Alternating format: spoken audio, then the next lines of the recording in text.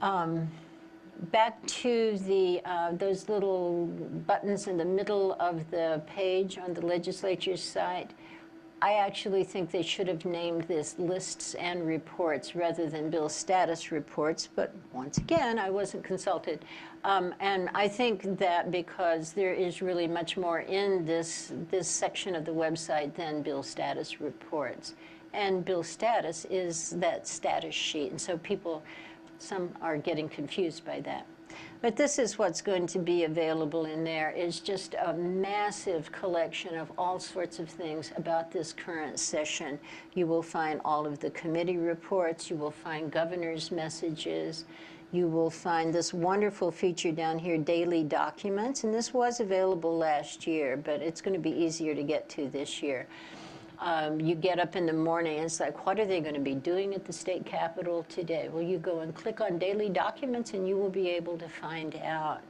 Now, be mindful that for the floor sessions, the orders of the day are not posted until right before the session begins, because they're busy putting that document together right up until the session is about to begin. So there are those time considerations as well.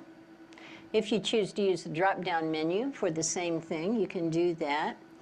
And this is a little bit closer image so that you can see. We're going to use Bills Passed First Crossover down here. If you were to click on that after we had made crossover, you'd find a list that looks similar to the way our personalized measure tracking list looked.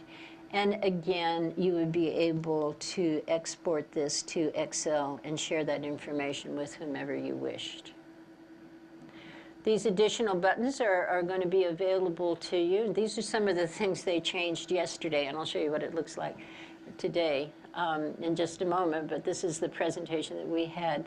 In here, you can go and find the Senate, members of the Senate, what the Senate rules are, all of the archives that go back to 1999. If you need to look at legislation prior to 1999, you need to be in contact with the Legislative Reference Bureau Library in the chamber level of the Capitol.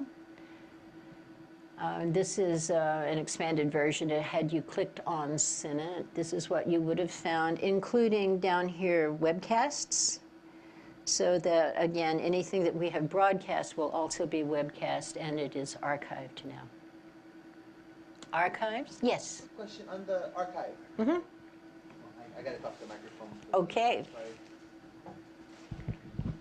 Just a quick question on the archives. Is there any plan that you're aware of to start putting the stuff from prior to 1999 into the computer so that it can be searched without having to go through LRB or?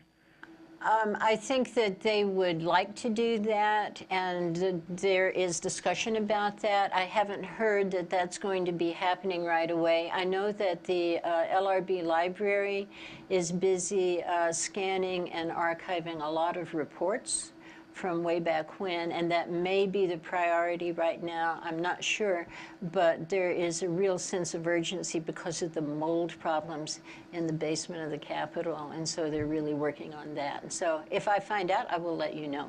Happy to.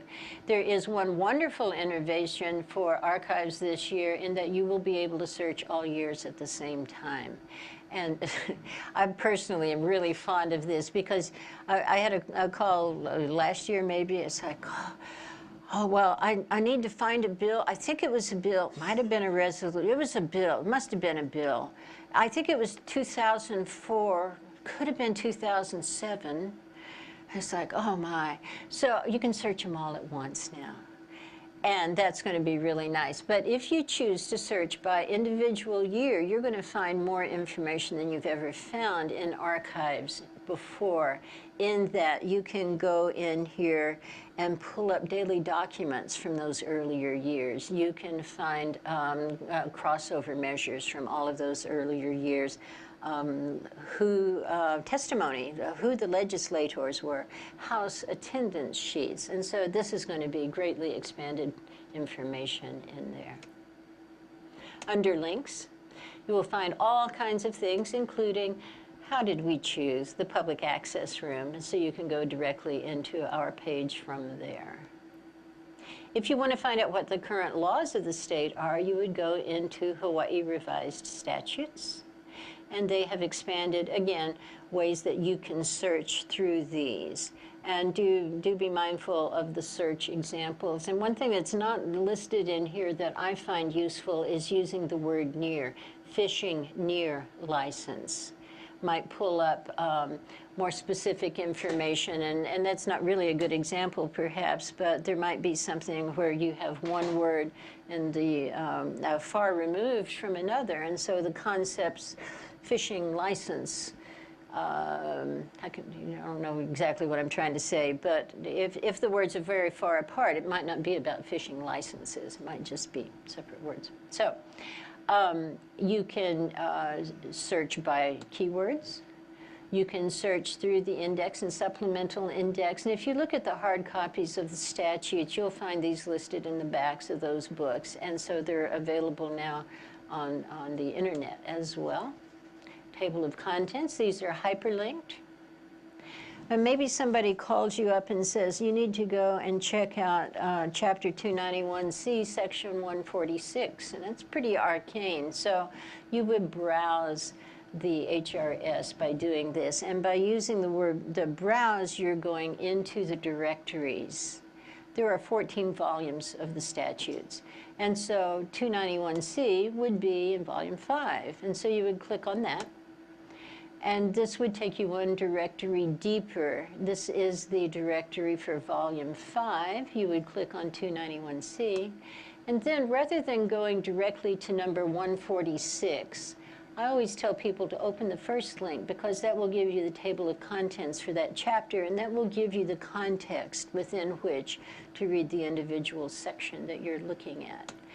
And you might not know, did you, that it is illegal to operate a bicycle without at least one hand on the handlebar. But this is what Section 146 has to say. And then just a really quick rundown of these arcane little doodads at the end here. In the 1971 session, Act 150 created this in part of Section 1. That's where this was created. It was amended in the 1984 session by Act 273, Section 13. If you're searching this way, you can always go back to the hyperlink for the volume itself, and you can use the previous and next version, links to go in and out.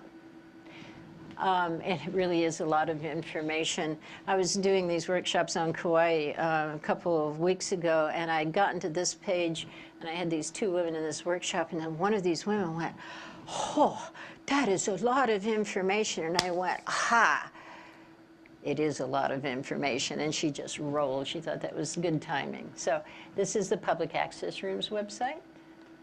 And you can subscribe simply by giving us your email address. We never, ever share our email list with anybody. How do you communicate your position?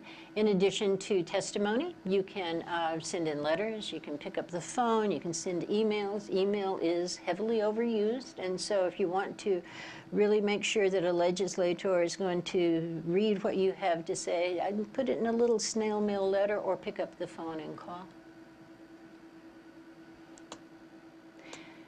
Letters, like anything else, short and to the point. Use your own words and do be courteous. A little courtesy goes a long ways. And just be really brief and to the point. I believe that such and so, and here's why. Make sure, particularly if you're using an email address, it's so easy to just use your email address. Sunshine@gmail.com doesn't tell them who you are. And so do remember to put in your name and your phone number if you want them to be back in contact with you.